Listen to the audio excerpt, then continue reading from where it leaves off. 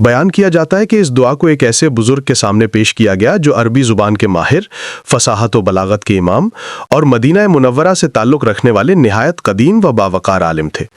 جب انہوں نے اس دعا کو پڑھا تو وہ بے اختیار اپنا سر تھام کر رونے لگے۔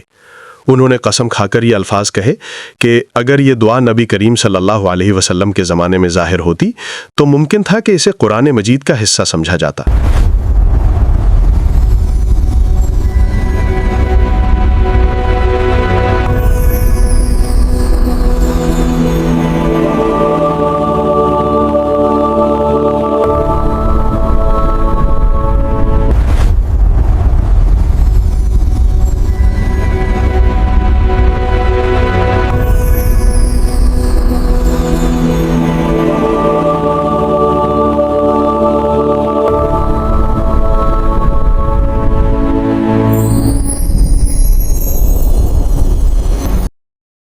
السلام علیکم ورحمۃ اللہ وبرکاتہ۔ میں ہوں عبداللہ اور آپ دیکھ رہے ہیں شاہوان 01 ٹی وی۔ ناظرین کرام، دنیا میں بے شمار سلاسل طریقت پائے جاتے ہیں۔ ہزاروں نہیں بلکہ لاکھوں ایسے روحانی سلسلے ہیں جنہیں اللہ تعالیٰ اور نبی کریم صلی اللہ علیہ وسلم کی بارگاہ سے کسی نہ کسی درجے میں قبولیت عطا ہوئی۔ ہر سلسلہ اپنے اندر ایک خاص رنگ، ایک خاص فیض اور ایک مخصوص نسبت رکھتا ہے، جس کے ذریعے بندہ اپنے رب کی پہچان حاصل کرتا ہے اور روحانی منازل طے کرتا ہے۔ لیکن اہل کشف، اہل دل اور وہ بزرگ ہستیاں جنہیں اللہ تعالیٰ نے بصیرت باطنی اور شرف قرب عطا فرمایا، وہ اس حقیقت سے بخوبی آگاہ ہیں کہ تمام سلاسل میں ایک ایسا سلسلہ بھی ہے جسے ایک خاص امتیاز، ایک منفرد شان اور بے مثال قبولیت حاصل ہے۔ یہ وہ عظیم المرتبت سلسلہ ہے جسے سلسلہ محمدیہ امینہ ادریسیہ کہا جاتا ہے۔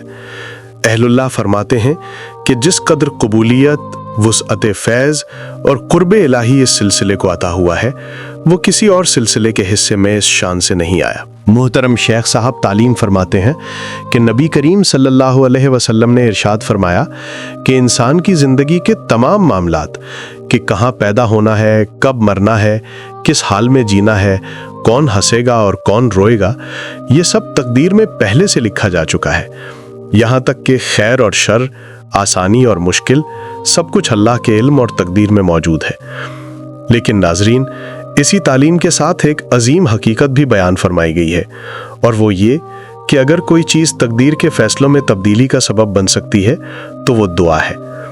دعا وہ طاقت ہے جو بندے کو اپنے رب سے جوڑتی ہے، اور اسی کے ذریعے اللہ تعالیٰ اپنے بندوں کے حالات کو بدل دیتا ہے۔ یہی وہ راز ہے جسے ہر کوئی نہیں سمجھ سکتا، بلکہ یہ سمجھ انہی کو عطا ہوتی ہے جنہیں اللہ تعالیٰ خود اپنی طرف کھینچتا ہے اور اپنے خاص بندوں کی صحبت نصیب فرماتا ہے۔ جیسے اللہ تعالیٰ نے نبی کریم صلی اللہ علیہ وسلم کو مبعوث فرما کر نوع انسانیت پر اپنی رحمت کی حجت کو مکمل فرما دیا، بالکل اسی طرح نبی کریم صلی اللہ علیہ وسلم نے محترم شیخ صاحب کو اپنی امت میں بھیج کر بہت بڑا احسان کیا، اور ایسے ایسے خزانے دعاؤں کی صورت میں محترم شیخ صاحب کو عطا کیے جس کی کوئی نظیر نہیں ملتی، تاکہ لوگ آپ سے زیادہ فائدے اٹھائیں۔ اور محترم شیخ صاحب نے بھی وہ خزانہ امت محمدی پہ ایسے لٹائے جس کی کوئی نظیر نہیں ملتی۔ انہی خزانوں میں ایک دعا ہے جس کو دعائے تقدیر کہا جاتا ہے، اور ایک ذکر ہے جو نبی کریم صلی اللہ علیہ وسلم نے آپ کو عطا کیا، سبحان اللہ و بحمدہ، سبحان اللہ العظیم۔ اب آپ محترم شیخ صاحب کی آواز مبارک میں دعائے تقدیر کی اہمیت اور فضیلت بادب ہو کر سنیں۔ صلی اللہ علیہ وسلم، اللہم صلی وسلم۔ اور دعا کی بڑی اہمیت ہے۔ نبی کریم صلی اللہ علیہ وسلم فرماتے ہیں جب نام آئے سرسم کہا کرو، ان العبد یہلک مع الدعاء، جو دعا مانگتا ہے آدمی کبھی ہلاک نہیں ہوتا۔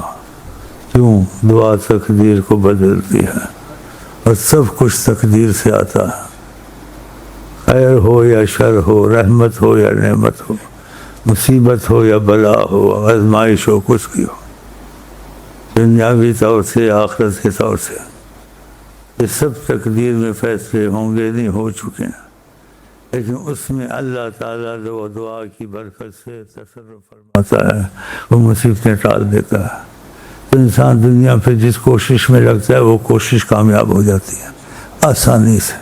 تو اس طرف علماء بھی بہت نہیں جاتے، بہت کم لوگ جاتے ہیں، اسباب میں لگے رہتے ہیں.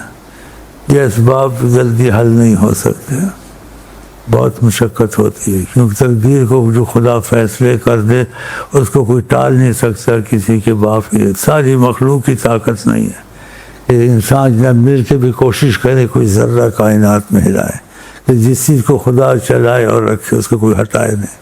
ہاں وہ خود ہٹا دے اس کی مہربانی ہے. اس لیے فرمایا لا يرد القضاء، جو قضاء و قضا میں فیصلہ کر دیا خدا مخلوق اس کو کوئی چیز واپس نہیں کرتی.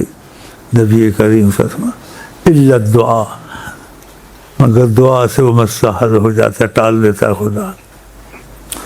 اسی قرآن کریم میں کہا یمحو اللہ ما یشاء ویثبت، جو چاہے اللہ مٹا دے لکھا وہ، جو چاہے نہ مٹا اس کی مرضی پر.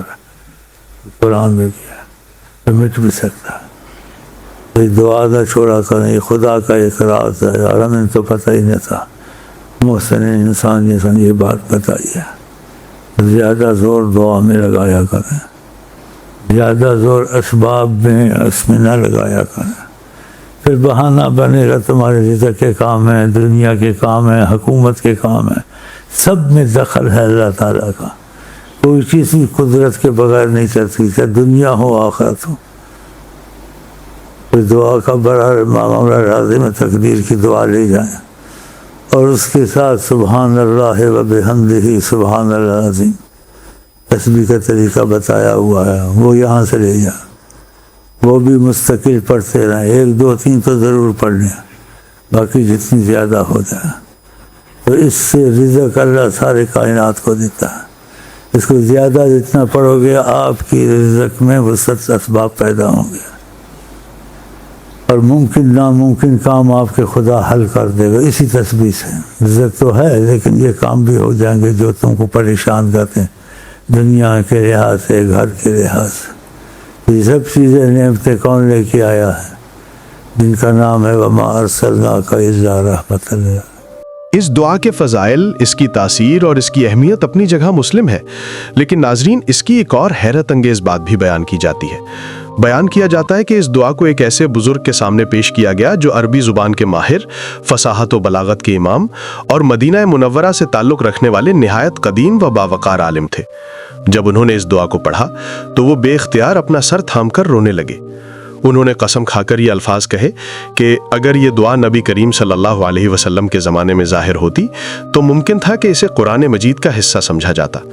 یہ انہوں نے اس لیے فرمایا کیونکہ اس دعا کے اندر جو الفاظ کا حسن، جو فصاحت و بلاغت، جو انداز خطاب اور اللہ تعالیٰ سے جو عاجزی و محبت کے ساتھ کلام کیا گیا ہے وہ انسانی طاقت سے بالاتر محسوس ہوتا ہے. اب اس دعائے مبارک کو عربی اور اس کے ترجمے کے ساتھ ملاحظہ فرمائیے. بسم اللہ الرحمن الرحیم. اللہم صلی علی سیدنا محمد وعلی آل سیدنا محمد. اقسمت علیک ببسط یدیک وکرم وجہک ونور عینیک وکمال اعینک.